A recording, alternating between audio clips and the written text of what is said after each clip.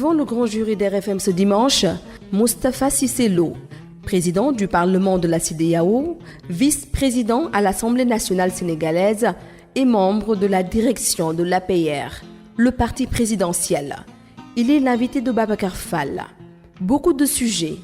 Le scandale de corruption présumé dans les contrats pétroliers, la contradiction dans la communication du pouvoir sur cette affaire, le cas Alioune Sall.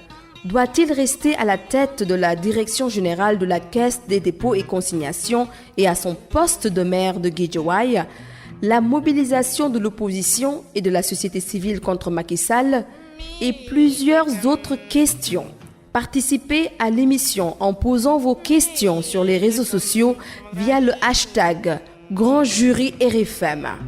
Moustapha Cissé Lo, président du Parlement de la CEDEAO, face à Babacar Fall, le Grand Jury, dimanche, 11h05, sur RFM. Bonjour à tous, bon dimanche, bienvenue dans ce nouveau numéro du Grand Jury d'RFM. Nous avions initialement invité, comme vous l'avez sans doute entendu dans une première bande-annonce, nous avions initialement invité pour cette émission le ministre d'État Mbaye Ndiaye qui a dû renoncer en raison du décès de sa sœur aînée. Nous lui présentons nos condoléances et c'est pour cela que nous remercions d'ailleurs Moustapha Cissé Lo d'avoir accepté de venir dans cette émission ce dimanche. Bonjour Moustapha Cissé Lo. Bonjour Babacar. La mobilisation ne faiblit pas. La démonstration de force de l'opposition, des associations et autres organisations de la société civile ce vendredi, la manifestation à Dakar pour exiger la vérité sur les contrats pétroliers à la suite de ce qui est appelé les révélations de la BBC. Le genre de manifestation qui devrait faire peur à un régime, non ? Merci Babacar. Je profite de l'occasion pour saluer l'ensemble des auditeurs qui nous écoutent à travers cette émission.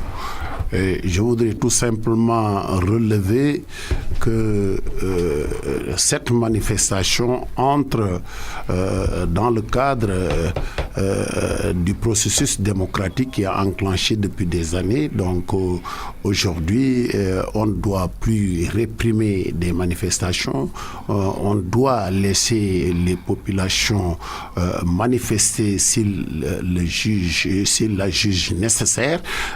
Donc aujourd'hui, cette manifestation vraiment était une bonne manifestation. Nous avons écouté les leaders et les personnalités de la société civile exprimer librement leur opinion sur la question. Et je pense que le gouvernement a pris acte de tout cela. Et la question, c'était de savoir si ça fait peur au régime, des milliers de personnes qui descendent dans la rue à Dakar. Mais je ne pense pas parce que ce n'est pas une nouveauté. Nous, dans l'opposition, nous avions fortement manifesté. Tout dernièrement, en France, vous avez vu ce qui s'est passé. Il y a des manifestants qui ont manifesté pendant des mois, des gilets jaunes, mais après tout, ils sont retournés à la raison et savent que leur préoccupation a été prise en charge. Vous ne craignez pas justement un phénomène gilet jaune comme en France, ici au Sénégal, si chaque vendredi, les mêmes manifestants descendent dans la rue? Moi, je pense que si j'étais à la place du ministre de l'Intérieur, chaque fois que ces manifestants souhaitent venir, je donne l'autorisation et la manifestation sera encadrée et on va les écouter parler et raisonner les populations. Mais à la place de cela, le gouvernement a un rôle à jouer, c'est-à-dire essayer d'expliquer ce qui s'est passé aux populations et les populations jugeront le moment venu. Justement, quelle est votre opinion sur cette affaire Aliou Sall, Timis, État du Sénégal?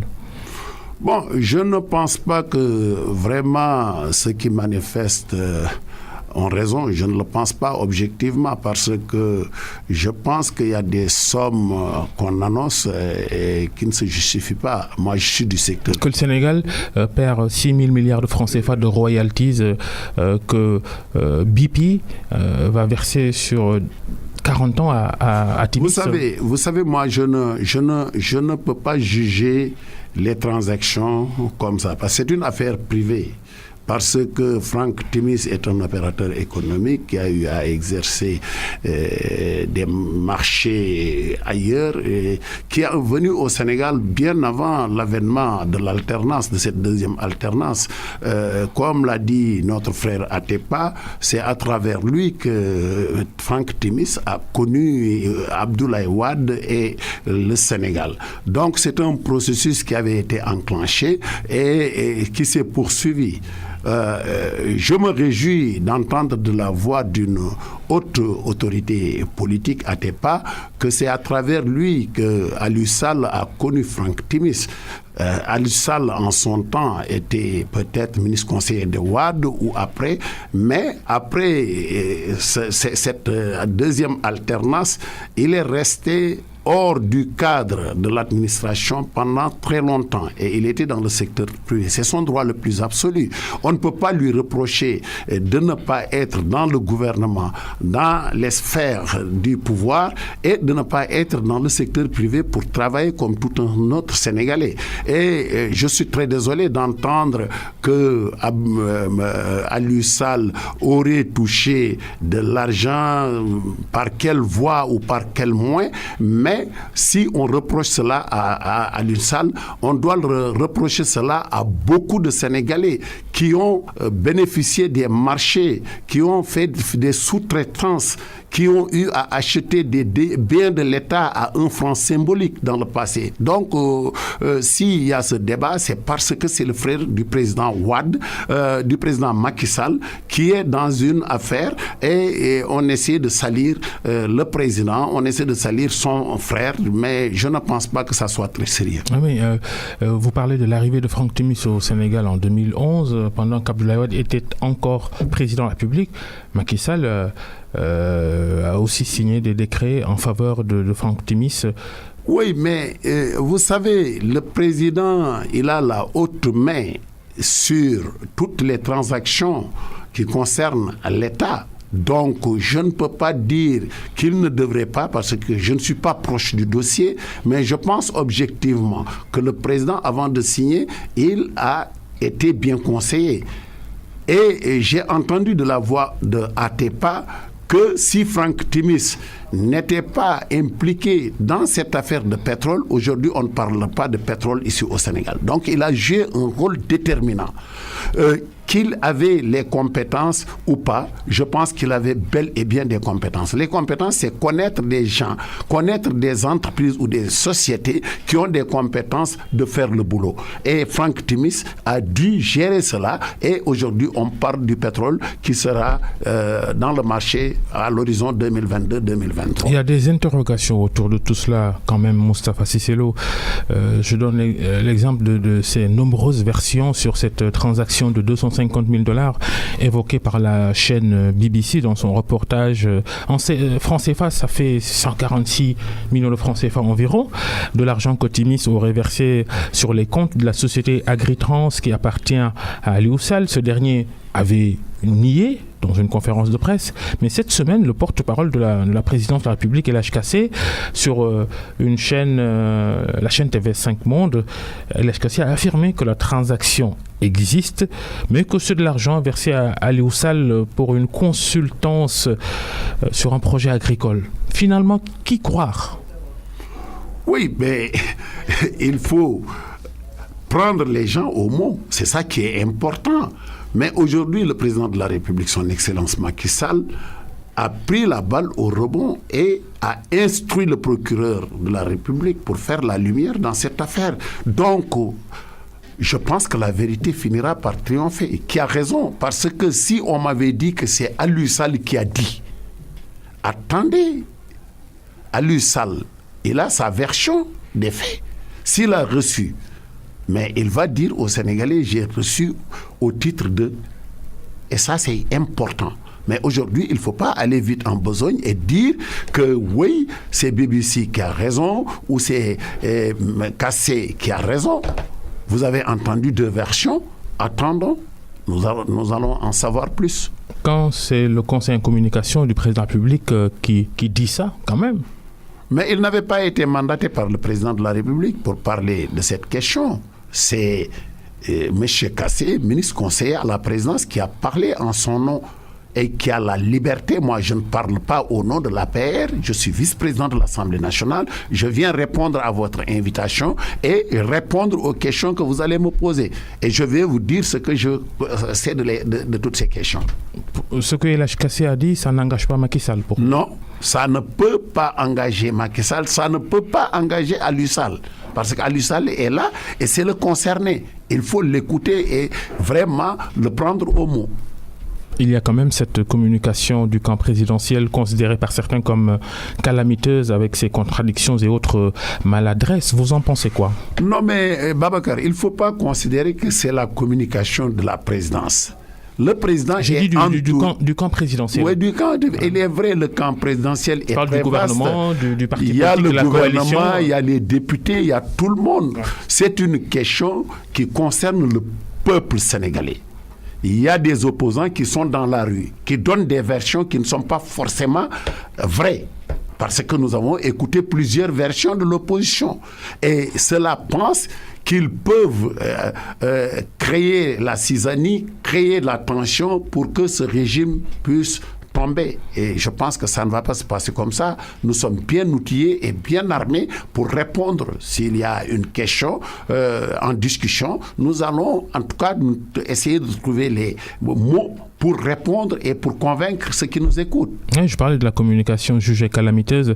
Est-ce que cela devrait pousser Macky Sall à se dire je me suis trompé dans le choix de mes hommes et que peut-être il faut réaménager ses équipes au plan gouvernement et à d'autres échelles? Babacar, je pense que vous êtes professionnel de la communication. Chacun se trompe en communiquant. Je me trompe, le président lui-même se trompe. Il se trompe des fois. Ça sortit le jour de la Korité vous savez, la grande mosquée. Vous lui conseillez de faire ça? Mais il n'a rien dit de grave, Babacar. Il n'a rien dit de... C'est une question d'actualité.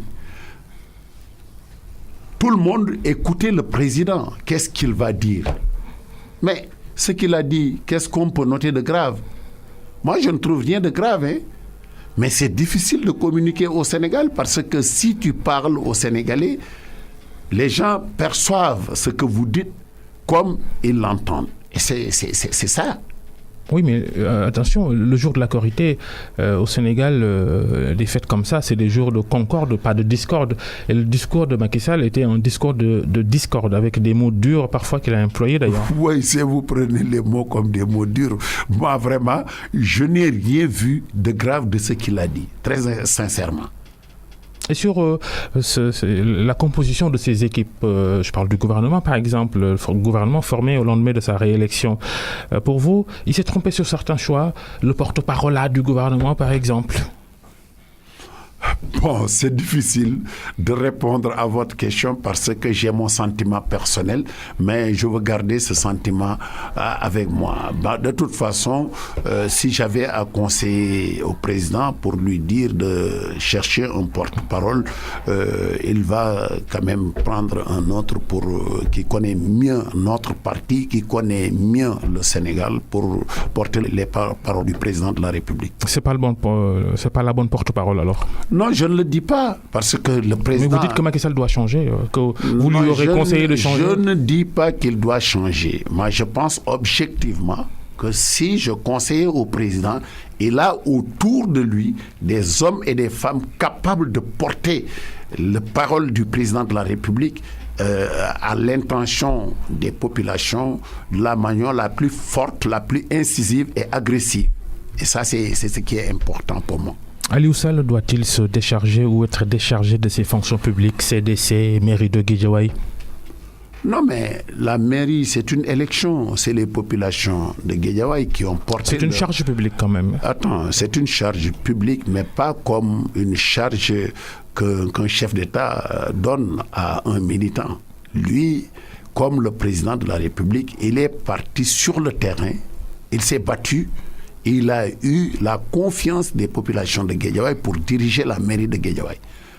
tu m'aurais parlé de la charge administrative que le président lui a la direction confiée. générale de la Caisse des dépôts et consignations. Oui, pour vous, mais pour la mairie, je pense que je ne pense pas qu'Alioune puisse quand même se décharger comme ça. Pour la Caisse de dépôt, bon, Alioune est une forte personnalité de ce pays maintenant. On lui a confié des responsabilités. Il y a des bruits autour de lui. Il va apprécier s'il doit démissionner et expliquer aux populations ce qui est passé. La formule consacrée, démissionner pour mettre à l'aise le président de la République, mettre à l'aise la justice. Oui, mais je ne donne pas de conseils. Il va apprécier, lui, ce qu'il doit faire.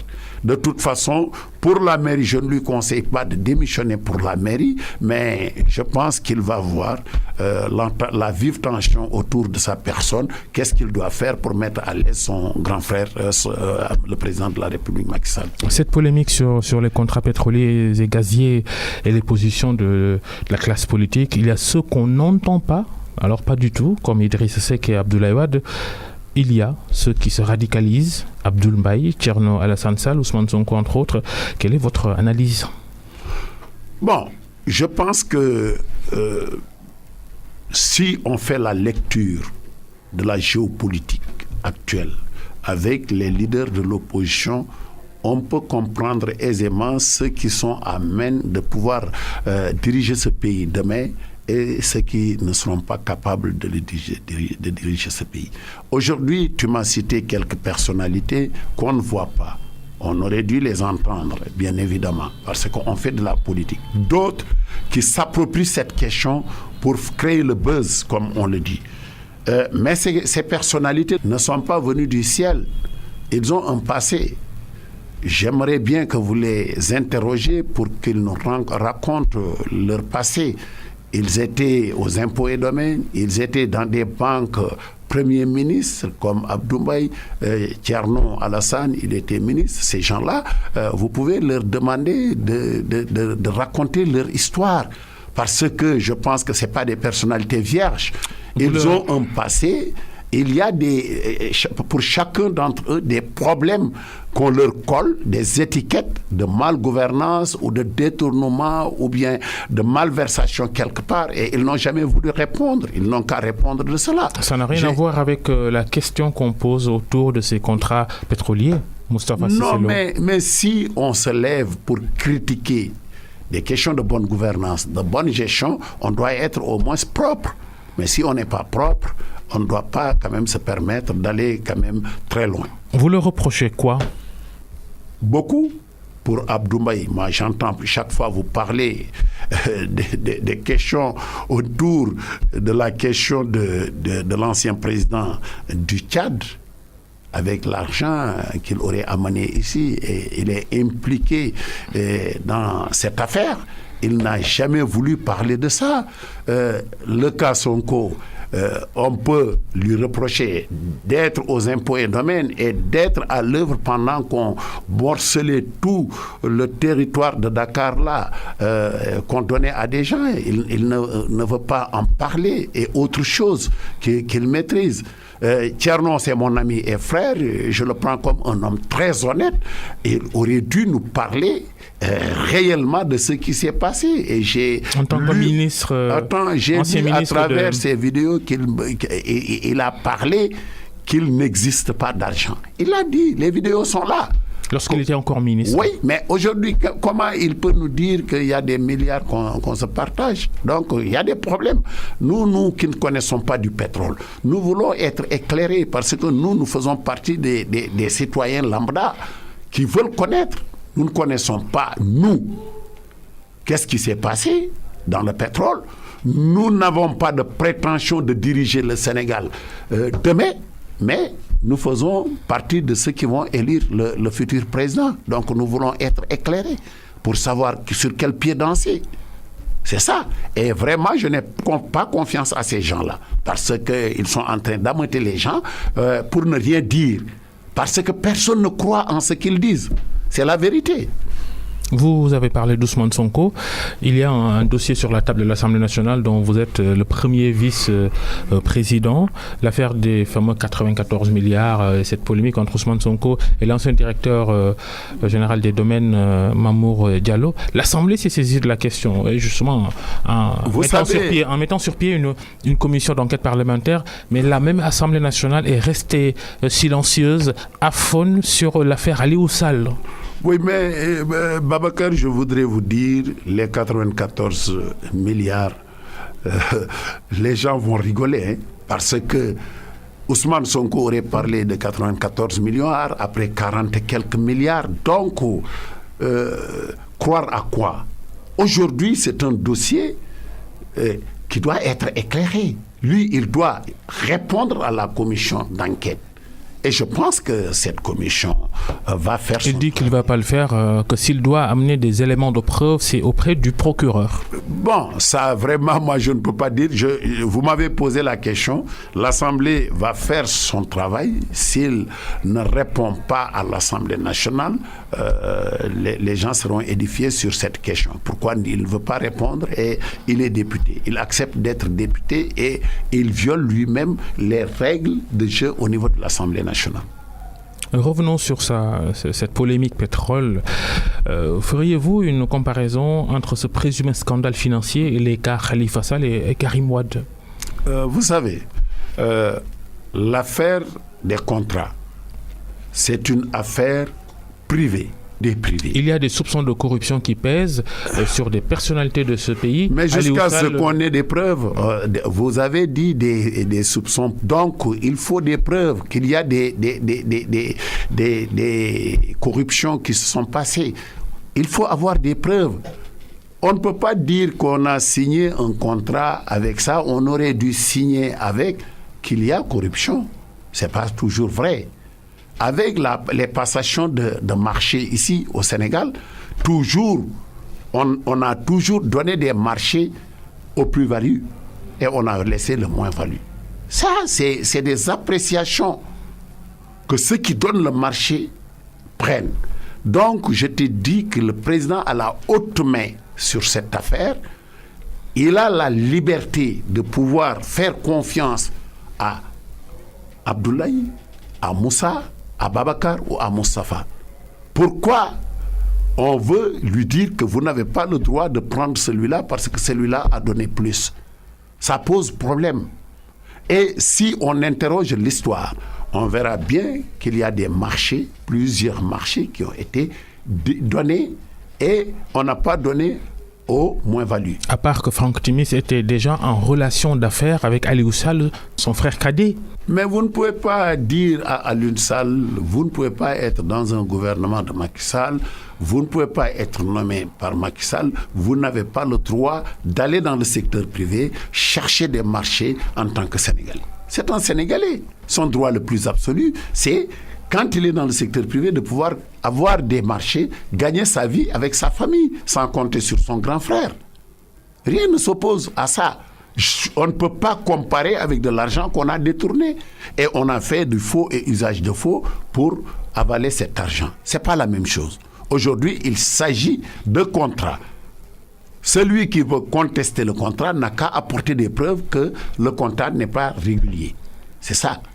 Toujours au sujet de Khalifa Sall et de Karim Wade, vous aviez déclaré à votre titre de président du Parlement de la CEDEAO, le Parlement de l'Afrique de l'Ouest, vous avez déclaré que le Sénégal aurait dû respecter les arrêts de la Cour de justice de la CEDEAO sur ces affaires-là, des arrêts qui, selon des experts, auraient même dû annuler toutes les procédures enclenchées contre ses opposants, Khalifa Sall, Karim Wade. Vous savez, pour cette question de la Cour de justice que je maîtrise bien, la Cour de justice ne juge pas à la place des juridictions nationales sur ces questions pénales.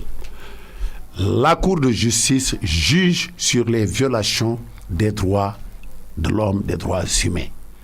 La Cour a jugé que, quelque part, les droits de Khalifa avaient été violés. Dès l'enquête préliminaire. Attends, je termine. Parce que Khalifa était député et on aurait dû le laisser lever l'immunité de Khalifa, et si on le reprend, on le reprend. Et ils ont délibéré en disant que le Sénégal devrait payer, je pense, 35 millions à Khalifa ou 30 millions. En tant que président du Parlement, j'ai été interrogé sur la question que je maîtrisais bien. Mais j'ai dit que le Sénégal a l'obligation, je n'ai pas dit toi, a l'obligation de respecter cette décision de la Cour de justice de la CEDEAO. Pourquoi je le dis? Le Sénégal fait partie de la CEDEAO et signataire des traités, des actes additionnels et de toutes les décisions de la CEDEAO. Il y a eu aussi le fait que Khalifa Sall ne soit pas assisté de son avocat ou de ses avocats pendant l'enquête préliminaire. Bon, ça, c'est des questions purement de droit, le droit national. Donc, je pense que les avocats de Khalifa n'ont qu'à poursuivre l'État par rapport à ces manquements s'il y en a. C'est ça la question. Je ne peux pas répondre plus sur ça. Et toutes ces interrogations, en tout cas, ne posent-elles pas...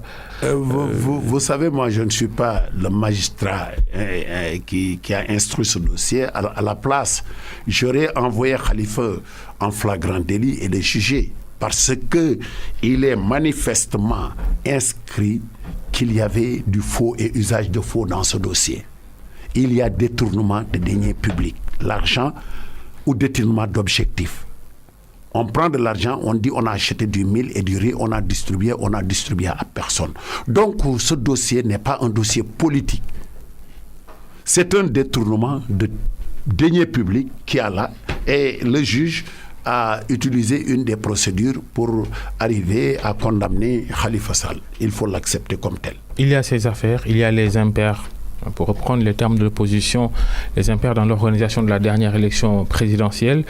Tout cela compilé justifie peut-être que certains n'aient pas répondu au dialogue convoqué par le président de la République. Dites-moi les impairs. Il n'y a pas d'impairs. Je suis désolé et une fois de plus, je le dis. On me parle du rapport de l'Union européenne. La mission de l'Union, la mission d'observation. Nous, on avait une mission. J'ai envoyé ici 15 parlementaires. De la CEDEAO? Oui. Il y avait la CEDEAO, il y avait l'Union africaine. Comment on peut dire, oui, ils ont dit. L'Union européenne n'a pas à nous dicter ce qu'on va faire pour les parrainages ou pas.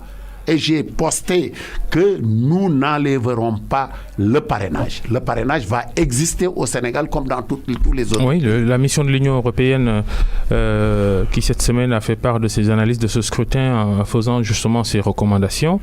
Elle dit par exemple, oui, que le parrainage, il ne faut pas le faire pour les élections locales. Vous venez d'y répondre vigoureusement et on a vu aussi la virulente réaction du ministre de l'Intérieur qui parle de souveraineté nationale même et que ce n'est pas à l'UE de dire comment on doit faire les élections au Sénégal. Pourquoi ces postures-là? Mais je l'appuie. Je l'appuie. Le président de la République d'Afrique du Sud est élu au suffrage indirect par des députés, par sa majorité. En Angleterre, si on perd la majorité, on tombe comme Premier ministre et ailleurs. Nous, on a notre constitution, nous avons nos règles de jeu. Il y a des pays où il n'y avait pas le deuxième tour. On gagnait. Donc, il n'y a pas de standard international pour une constitution ou un code électoral. Nous avons estimé que pour aller et mener à bien les élections, il faut le parrainage. Nous sommes d'accord sur ça.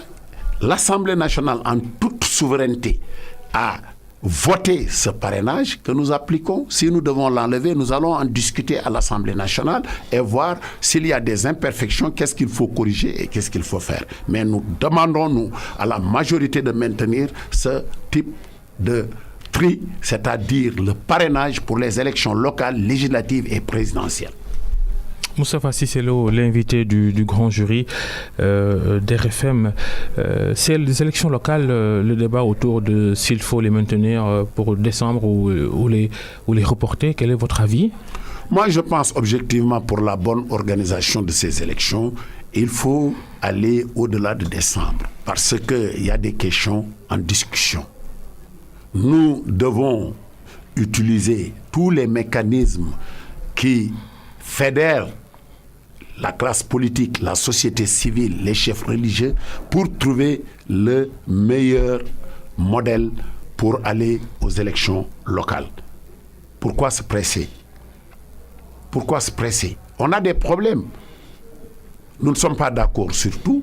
Nous devons discuter. Le président a ouvert le dialogue. Il va dialoguer avec tous ceux qui veulent répondre à ce dialogue national. Et on écoutera tout le monde. S'il y a de bonnes propositions qui vont dans le sens de pouvoir permettre au Sénégal d'organiser des élections sans vraiment problème, on va aller aux élections. Je pense qu'il faut objectivement ajouter 6 mois ou 5 mois. Moi, je ne suis pas maire ni élu local, mais je pense qu'il faut le faire. Parce que moi, je serai candidat ici à Dakar. Je vais me présenter à la mairie. Si j'ai une voix, je saurai que j'ai une voix. La mairie de la ville de Dakar. Oui, je suis candidat. Et je persiste et signe que je vais me présenter. Je ne sais pas sous quelle bannière, mais je serai aux élections locales. Et même vraiment, si Benno Bokk Yakaar ne vous investit pas. Moi, je ne demande pas à Benno Bokk Yakaar de m'investir ou de ne pas m'investir. Il appartiendra à notre parti de discuter sur la question. Je présenterai ma candidature. On va me dire pourquoi je ne serai pas investi. Je suis député. Je suis président du Parlement de la CEDEAO. J'ai occupé dans le temps, pendant que mon parti n'était pas au pouvoir, j'ai conduit la liste du conseil régional dans la région de Diourbel et je suis arrivé 3e avec 8 conseils régionaux. Ça, il faut l'appeler. Personne n'était venu me dire que tu ne seras pas la tête de liste. Donc, il faut arrêter ce débat. Je serai là, je serai candidat, je briguerai la mairie de Dakar parce que je vote maintenant à Dakar. On vous connaît plus Touba que non, Dakar. Mais je ne vote plus à Touba. Je n'ai jamais voté à Touba, je votais à Dalangabou. J'ai gagné lors des dernières élections législatives locales à Dalangabou. Alors, pourquoi la capitale vous intéresse-t-elle? Oui, je suis intéressé parce que je suis sénégalais. Et la capitale, c'est pour tout le monde. J'ai une maison, j'ai eu des familles, j'investis dans la capitale. Donc, pour la gestion des affaires au niveau déconcentré, je suis partie prenante et je vais me présenter pour être le maire de Dakar. Macky Sall, on vient de parler de Touba. Macky Sall et la communauté mouride, la cuisante défaite de Macky Sall à Touba lors de la dernière élection présidentielle.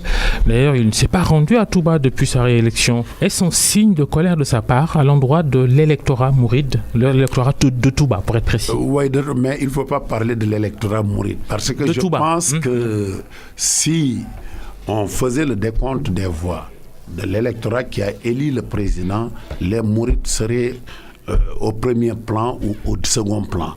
Donc, à Touba, la gestion était mauvaise. Il y avait une mauvaise gestion de notre parti, des alliés, au niveau de Touba. Et nous avons subi ce revers qui est regrettable parce que c'est la première fois qu'un parti au pouvoir connaisse cette déroute. Nous avons été battus de 59 000 voix. C'est pour la première fois. Donc, il faut...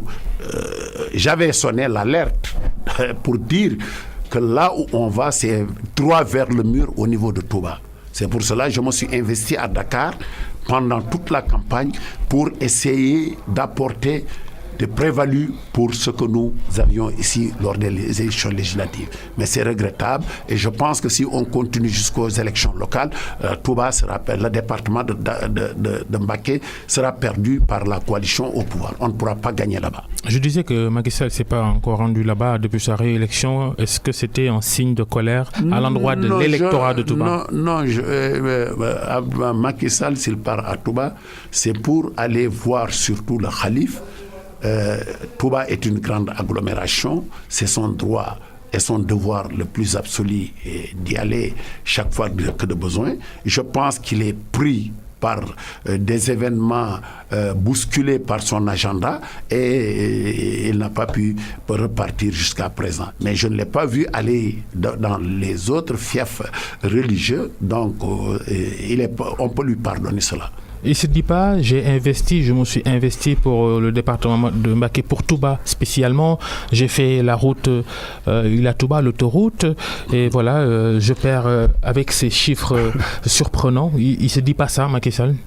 Ah oui, mais il ne peut pas se plaire de la défaite. C'est un être humain. Mais il ne prend pas dents pour les populations et ses militants, ses marabouts, ses amis qui sont à Touba. Je pense qu'il prend ça avec beaucoup de philosophie et il essaie de corriger pour les échéances futures. Les relations avec vos alliés, vous en avez parlé, notamment pour cette défaite de Touba, mais de façon générale, et sur cette polémique qui alimente l'actualité depuis quelques jours maintenant, la polémique sur les contrats pétroliers, il y en a qui ont remarqué que vos alliés ne se prononcent pas, ne prennent pas position, ne vous défendent pas. Avez-vous ce sentiment-là aussi? Non, mais vous savez, les questions de pétrole, c'est très compliqué. Moi, j'étais à un débat là où les gens parlaient, des gens qui ne connaissent rien du pétrole, mais j'étais là-bas. Si j'avais des éléments ou des arguments pour défendre mes idées, je l'aurais fait. Mais je n'avais pas d'arguments pour pouvoir parler. Si on n'a pas d'arguments, vaut mieux se taire. C'est mieux, surtout sur une question qu'on ne maîtrise pas. Je l'ai dit, si on parlait de l'arachide, du niébé et autre chose, je vais me prononcer. Parce que je connais les questions d'agriculture ou du commerce, mais je ne connais pas les questions de pétrole.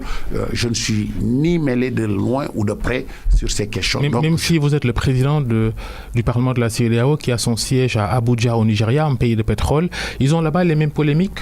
Je ne pense pas. Je vis depuis 10 ans là-bas, depuis 2007.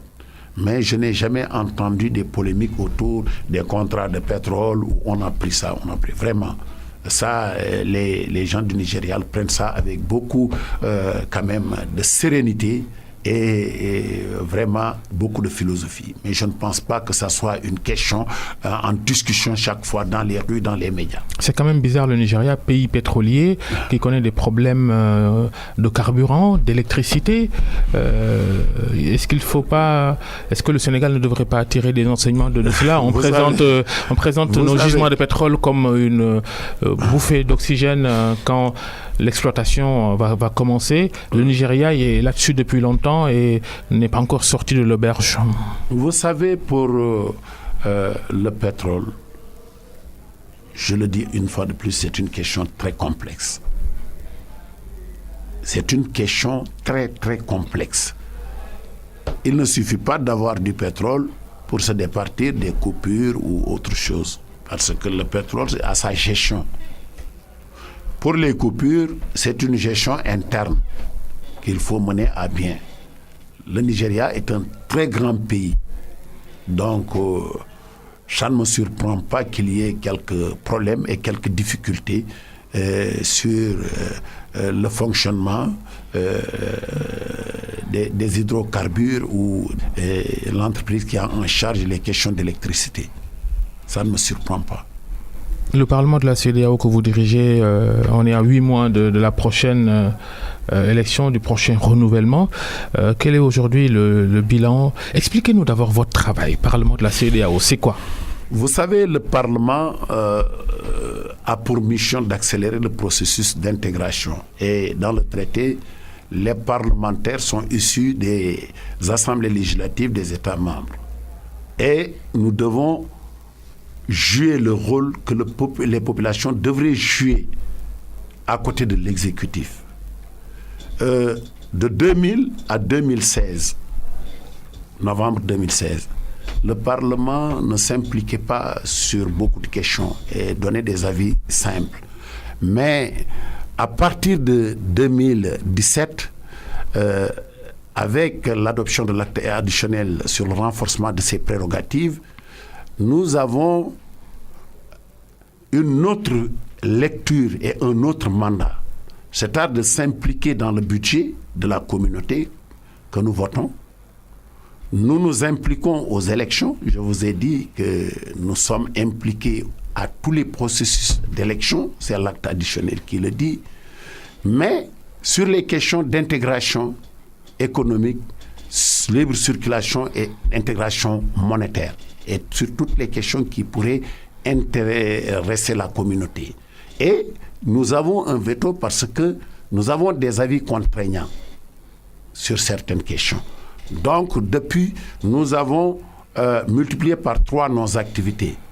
Vous nous voyez toujours sur des visites d'information de contrôle, nous avons des visites sur le terrain, nous avons des réunions délocalisées sur des thèmes qui interpellent la communauté. Et nous délibérons et nous donnons des avis, ce qui est important. Je viens du Togo où le président Faure m'a reçu et m'a félicité hautement du travail que j'ai abattu avec, bien évidemment, les députés de cette législature. Nous avons abattu un travail immense et je suis en train d'écrire un livre mémoire sur le passage de la 3e législature à la 4e législature que j'ai eu l'honneur de diriger avec brio et efficacité.